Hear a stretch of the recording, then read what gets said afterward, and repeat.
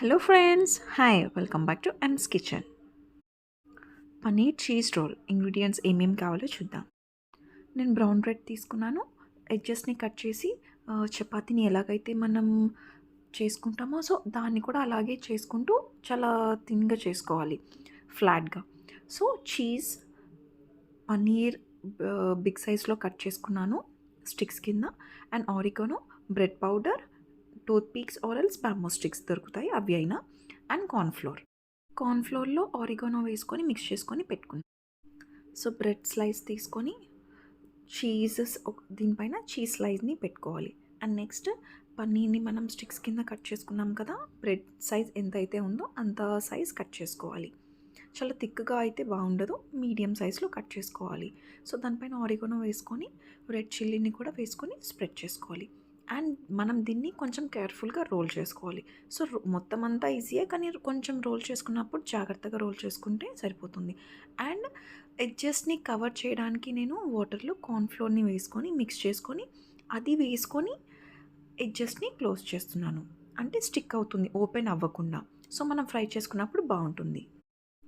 ఇలాగే so remaining roles అన్నీ కూడా మనం ప్రిపేర్ చేసుకొని పెట్టుకుందాం.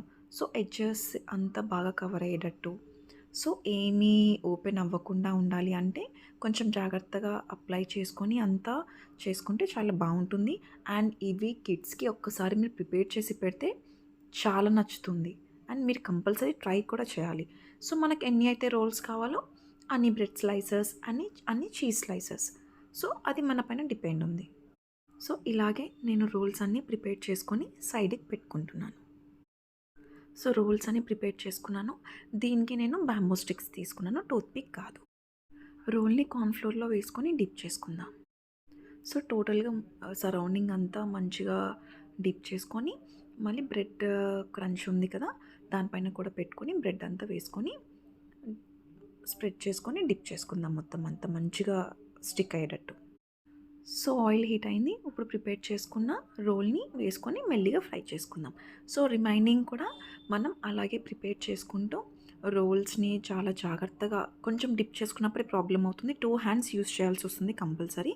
సో బ్రెడ్ది క్రంచ్ కూడా మొత్తం అంతా స్టిక్ అయ్యేటట్టు చేసుకుందాం. సో మొత్తం అంతా ఇలా అయ్యాక రిమైనింగ్ కూడా 1 బై 1 మనం ఫ్రై చేసుకుందాం.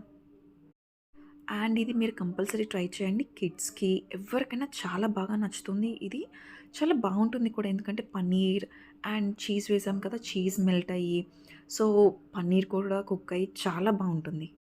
అండ్ పైన ఏమో క్రిస్పీగా, లోపలేమో చాలా సాఫ్ట్గా చాలా బాగుంటుంది టేస్ట్.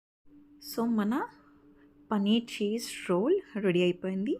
అండ్ సర్వింగ్ దాంట్లోకి తీసుకొని ఆరిగానో వేసుకొని అండ్ సాస్తో సర్వ్ చేసుకుంటే చాలా బాగుంటుంది. మీరు ఈ రెసిపీ కంపల్సరీ ట్రై చేయండి ఫ్రెండ్స్. అండ్ నా రెసిపీ కానీ మీకు నచ్చినట్టు అయితే please share with your friends and family. Don't forget to subscribe my channel. Thank you.